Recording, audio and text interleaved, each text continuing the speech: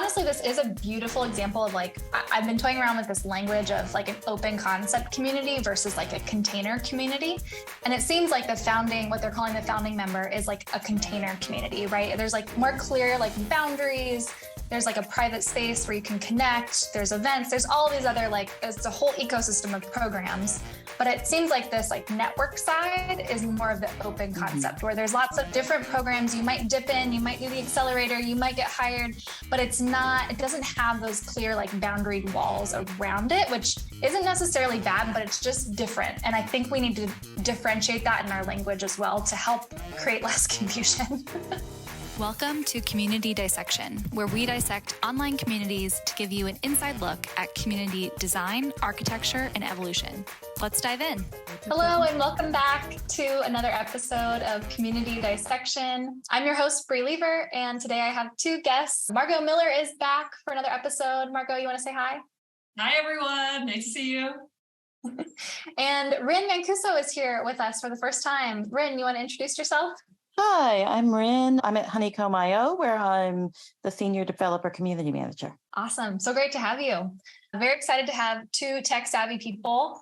I'm tech-savvy, but I don't work in tech like you both do. So this will be a great experience to have you on here to dissect the community. We are dissecting tech ladies, and I'm going to right away show you what we are dissecting, which is the new member experience that someone would have when they join as a new member in the free Tech Ladies community. Now, right off the bat, something that I noticed for this community, we'll go to just the original homepage here, is that they have a free membership and then they have what they call a founding member, which I am intuiting is a paid membership as well. So we're not going to be dissecting that paid membership. We'll just dissect the free experience today. But this is their landing page for the Tech Ladies community. And we had some behind the scenes struggles leading up to starting recording this episode. I won't lie. So I joined the community and got the acceptance email. But when I went to log in, it essentially took me to, I logged in with my email, took me to this landing page. The only confusing thing about this experience is I wasn't sure that I was actually in the community because this whole area looks exactly the same as when I was this is what it showed. Well, here, let's find here. This is what it showed. This is what it shows when I clicked on our community. It immediately logs me out and asks me to become a member. And so I kind of was in this cycle of am I a member? Am I not a member? I logged in again and then it took me here, but this page and this header was always the same. And I had the same access to that information. So right off the bat, I love the layout, and we're going to get to what I love about this community, but I just wanted to highlight that was a little bit of a confusing experience because I was never quite sure that I was fully in it. I can tell my account is here. This is the only difference is that when I click on my account, I can see my information there, but really beautiful, welcome experience. I love the branding is really consistent. And what we're going to dissect next is all of the goodness and programs that are touted here in this header. So before I dive in any further, Margaux, Rynn, I'd love to know, as you tinkered around in this community, was there anything that stuck out to you that you really liked that you saw? Yeah, certainly, Bri. So I think some of the offerings they have are really nice. So one thing that seems very prominent to me as I clicked around was really the jobs side of the site. As far as community is concerned, we can talk about kind of some of the maybe areas for improvement later. But as far as great things right now, the jobs page definitely has a lot of jobs. You can filter by the obvious things.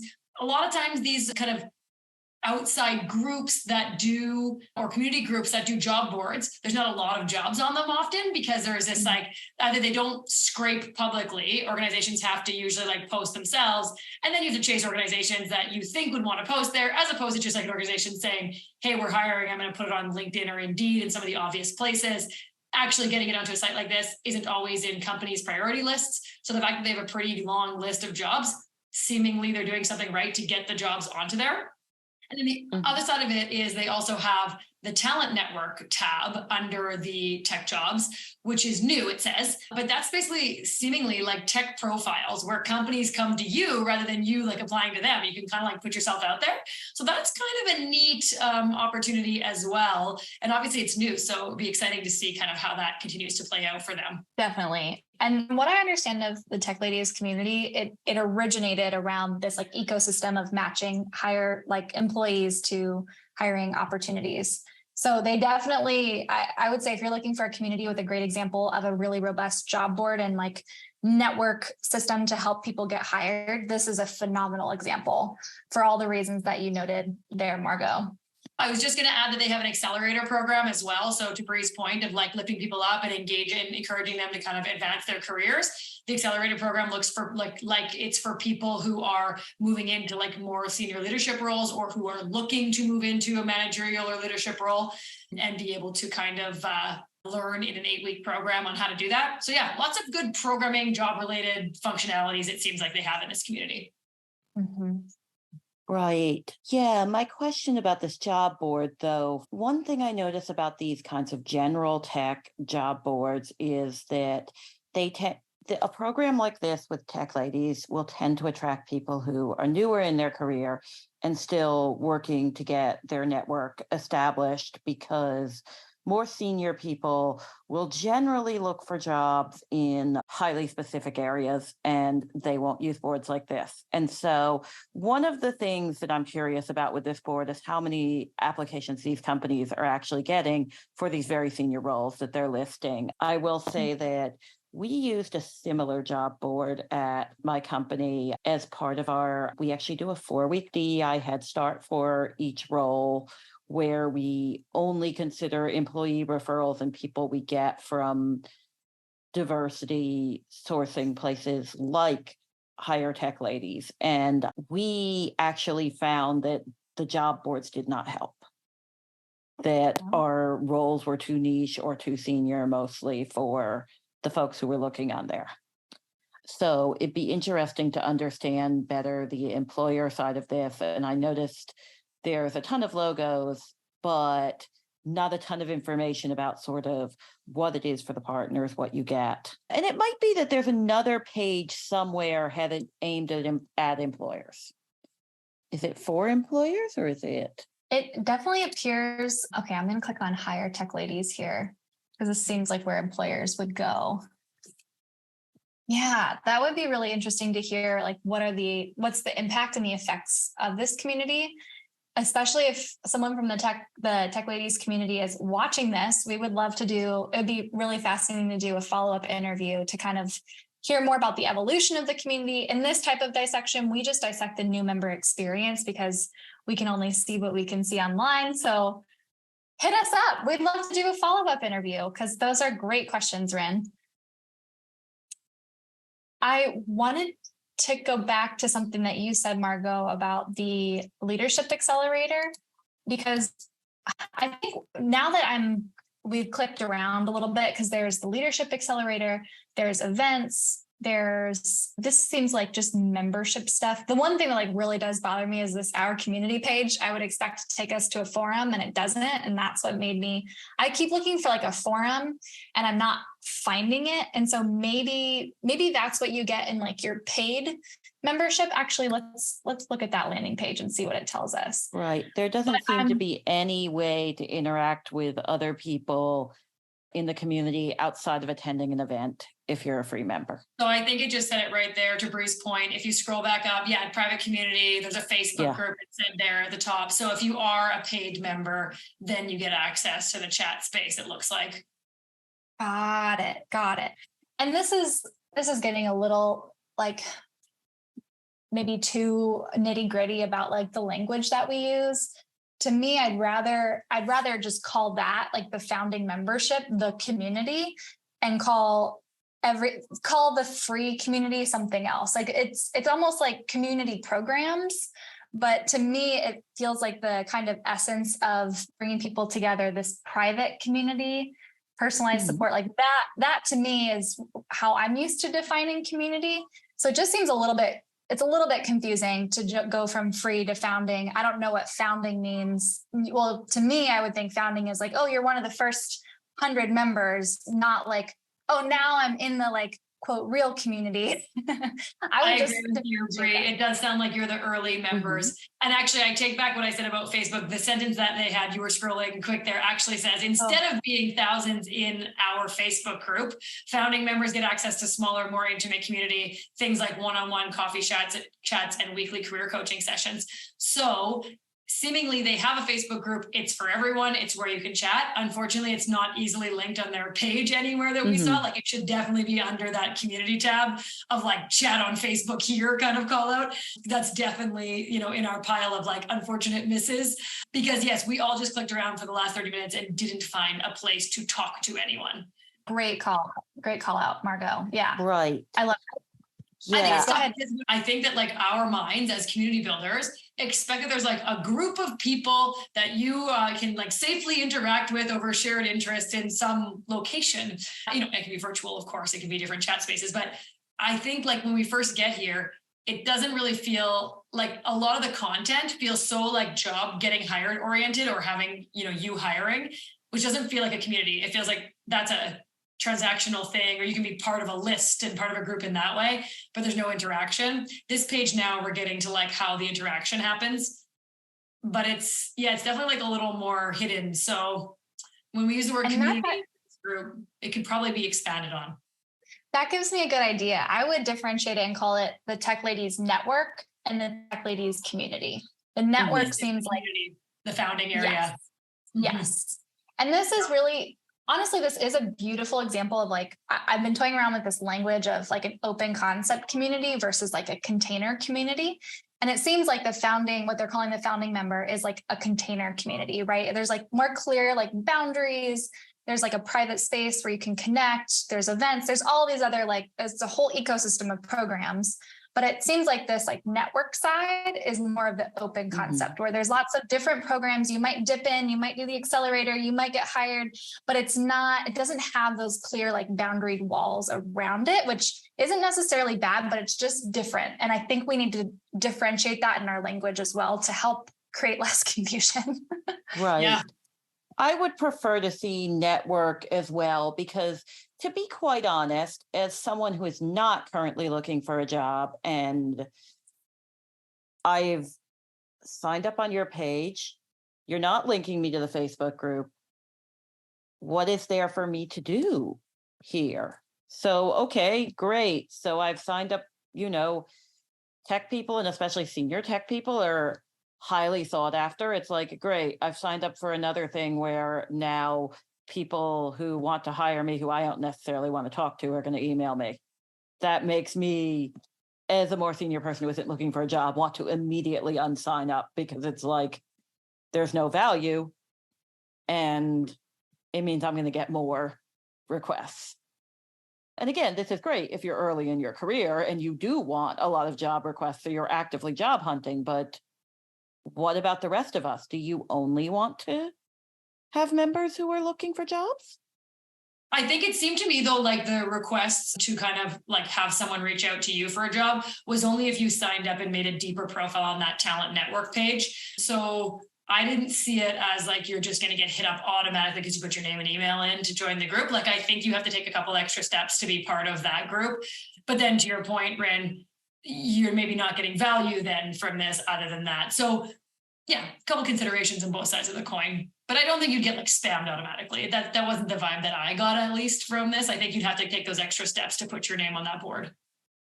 That makes sense. But yeah, again, it's not clear to me what value I get. And maybe some of these emails are going to be great. It would sure help if they hooked up that Facebook group. I just took a look at the Facebook group. I happen to be a member from probably years ago. Maybe it was just a Facebook group when I joined it. 42,000 members, regular traffic, several posts a day. So that's what their Facebook group looks like. Nice, consistent branding with the site. Yes. It's the same place. Good choice having the same branding. I know it's related.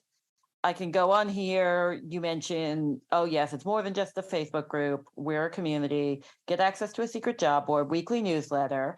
So I bet the newsletter is important and a part of the value that people who aren't looking for jobs get. Webinars, I did notice that they had one under events, and we can take a look at that. Code of conduct, that's right there, super nice, even though Facebook doesn't link it, but how to get your post approved, what's okay. Did you find a job on Tech Ladies? Want to post a role to the Tech Ladies job board? Lots of good places to go get help. So members asking anonymous questions about negotiating maternity leave. That's quite a sensitive matter that people don't have a lot of places to ask about. And that's part of the value of a community like this. I get looking for DevOps engineers or cybersecurity pros because she's trying to change jobs. Again, I can post this in a private community, but I wouldn't necessarily want to post in a public community because I don't want to tell my current coworkers I'm trying to change jobs. Ooh, I'm being tasked with illegal work. This is a gold mine. People are asking really good, really important work-related questions that would be much more difficult to ask in a public community than on Facebook. And they're clearly getting, you can see 31 comments on this post. Lots of responses. Awesome. I'm so glad you clicked over. And how serendipitous that you already belonged in there. I think this is a phenomenal example of a Facebook group community that's done really well. Clearly it's super active, and the posts they're very meaningful and hold a lot of value for the members. I think, Rynn, to your point, like exploring here might show some of the value for someone who is, I guess, well, I'm curious. I'll ask the question instead. Do you feel like after looking at this, you would see value as a senior tech person, or are you still kind of like, what would be the value for me as a senior tech person? I definitely see more value as a senior person in having access to this group. And I think they should be centering the existence of this group a bit more in their communications, because it is something that I can go and engage with right away. And many of these questions, like maternity leave, is typically a more senior question. People don't do that right out of school generally, that sort of thing. Like lots of these questions they're great. And there's a lot of communities like this. I'm pretty involved in out in tech. I have a personal preference to keep my tech community engagement to Slack and LinkedIn and not use Facebook groups, but that doesn't mean everyone does. I am glad you called that out, because that was surprising to me that a tech community would choose to host in a Facebook group, and not at the point that you're kind of different. You're just pulling your conversation onto a third-party platform like Facebook. I would kind of expect to see it in Slack rather than in Facebook. Yeah, and we can have a little check to see I assume if they had a Slack, they'd advertise it. They might have like a LinkedIn group or something. It does bother me that even most website templates now have places to add your social. It's strange to me that we should be having to look for this ourselves. Yeah, that it took such a deep dive to find it. I'm curious. I'm going to click on their Facebook footer link and see if it takes me to the group or if it takes me to their page. If you're enjoying our community dissection episodes and have a community of your own, then I invite you to download our Community Audit Checklist. This is a quick list of things that you can go through and identify in your community that you have, are missing, or might need to be clarified. So don't wait today to improve your own community. And if you're interested in having your community dissected by me and a couple other community professionals, you can nominate your community through the form in the description. I clicked just on the Facebook link in the footer, and it took me to their page, not to that group. So I think you're exactly right. That's a great low-hanging fruit modification. Anywhere under our community, having a drop down that's like join the conversation in our free Facebook group would be an easy way to do it. If not, like on this, become a free member, or like our community page saying like become a member or access the Facebook group would be a really accessible way to improve that experience. Even the page that says if you want more than the Facebook group, be a founding member, which we're thinking to rename to be like part of our private community or our VIP community, whatever they want to upgrade that name to.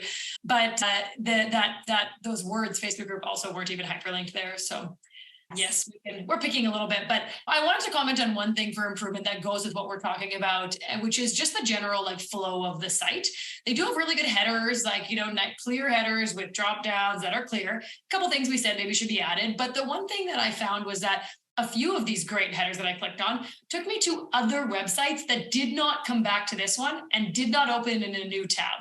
So the accelerator program was an example. So was the event page. The event page is nice and big and obvious right at the top. When you click them, it stays in the same tab, as you can see the loading happening on your screen. And then when you actually click to like see the events, at least it happened for me with the accelerator page, it takes you to like a whole separate area with no return functionality. So I didn't love that. And it looks like that career Q&A, when we clicked on that link, it was taking us to the Eventbrite page. You can embed Eventbrites on your website pretty easily, and I would totally do that rather than moving people away.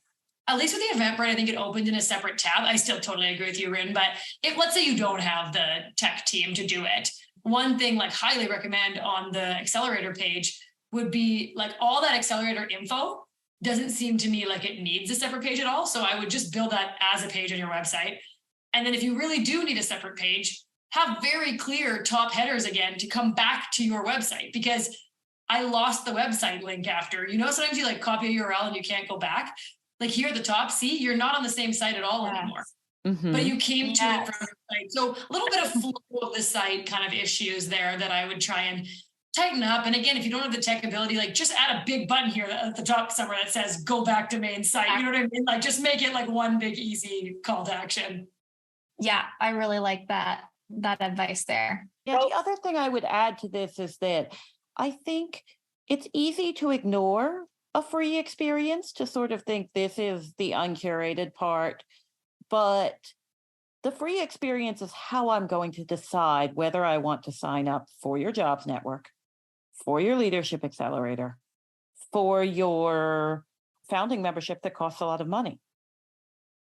If you aren't giving me a good experience that I'm curious about, and if you're dropping me out of the site very quickly with the sort of lack of menu or ability to return to the site after I've taken a call to action, then I'm not really getting a full picture of what you have to offer or that nudge that makes me want to go to the next level with you. We actually just talked about this on the last episode when we dissected the Ministry of Testing, because it was another like community of practice where it's common in these communities of practice to have, I've found, the free version and then the paid version.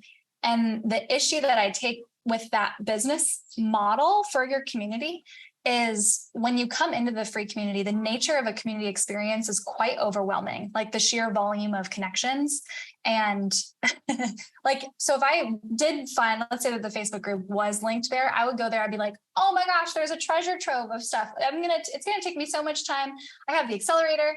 I have the Facebook group. I have all of these different programs that I have access to. What's the pain point that gets me into the founding membership? And I've found that when you're comparing community experience with community experience, it's really hard to prompt people into the paid version because they're already going to have so much to keep them busy, which is why I would advocate for, I think it's still fine to have the two like separate systems, but I would call them something different. I would call the free version like that network or something, because then you're like, oh, what's the additional value that I'm going to get when I join this exclusive community? Right. And let me be honest, they're competing with, there's a number of sort of women in tech as well as boards like Inclusively that have community efforts. And for example, I would say one of their biggest competitors might be Women Who Code. And Women Who Code is a giant network of meetups. That's their biggest thing. And so you go on their website and you find places that either online or in your city, you can meet other women, and hundreds of them. When you have that competitor, it pays to put some effort into thinking about what are people going to find? how are they going to find it? And how are they going to have a meaningful experience with me very quickly? Something that Margaux and I have seen in other communities that we have dissected that I think would be particularly helpful here is more of that identifying right off the bat the different personas who might be coming to this site, which I think they have started to do. Like if you're an employer, come here. If you're looking for a job, come here. But there's a third persona, Rynn, which you've touched on, which is this senior person who has a lot to gain from the space, but that persona and what their journey is in the community is not made clear right off the bat. So I think that would be one more modification. Once it's pretty common in like the more mature communities, once they kind of reach a tipping point of like air traffic control where people are confused and not quite sure where to go, having something on your landing page, whether it's like a quiz or like identifier of like, you might be one of these 3 people coming to this place to find these things. Once you've identified yourself in this persona, here is your pathway. And I think that could be really helpful at this stage in the community. I agree with you very strongly. I think that would be helpful, having different personas. Yeah, because I do feel like the path is it's not clear to me what to do here. And honestly, as a senior person, my time is limited and valuable. And if I can't figure out what to do with your community in 10 minutes, I'm not going to figure out what to do with your community. Yeah, it's too bad in that case, Rynn. One question I did ask myself too was, as kind of in a more senior role in the tech industry, I'm not a developer, so let's just be clear, like we know we're all community builders here, but still identifying as someone in the tech industry, I did also ask myself, what's in it for me? Because to your point, Rynn, there are a lot of job boards out there. There are a lot of competing things. So I think the thing is, like, we could go to the other women in tech job board and say the same thing if this one was one we already loved, right? And the other one, we'd go, well, what's the difference? What's in this one for me?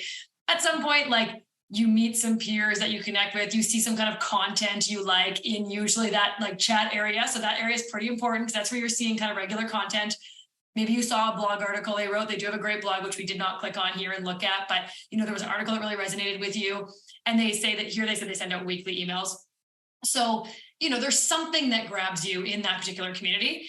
And there are many women to support in many different ways. So I think like kudos to these communities that grow to the size that they're at, that have over 100,000. There's a few that we've named today that have over 100,000. And that there's a breadth there, there's a depth there that they're all trying to achieve in their own unique ways, some with jobs, some with more chatter areas. So at the end of the day, like, it may not be perfectly for us in our senior roles, but that's okay. It's good that there's a community that's not perfectly for us, that's perfectly for someone else or another level in their career. Awesome. Well, to anyone from the Tech Ladies team watching this dissection, I always say, I hope you take this dissection with the curiosity and generosity as it is intended. We are all community builders. We know just how many layers there are that we do not get to see when we are dissecting a community. So overall, by and large, I think the programs and ecosystem that you have set up here is phenomenal. I will use this as an amazing example, especially for a talent network community moving forward. So kudos to the team for what you all have built. I think it's pretty incredible. Obviously, we kind of pulled apart little pieces that we would change, and I hope that that's helpful advice moving forward. But thank you for the work that you're doing. And if you belong to the Tech Ladies community, comment and let us know. We think you are a part of an amazing community and would love to hear about what your experience has been like. So finally, subscribe to watch more community dissection videos. I bring on 1 to 2 community professionals like Margaux and Rynn a week to dissect a new community. We've dissected, I think, almost 30 communities at this point. So there is a wide breadth of different community models and experiences that we are going through, and you can find them all here on the channel. Margaux and Rynn, thank you for joining us, and we'll see you guys again soon.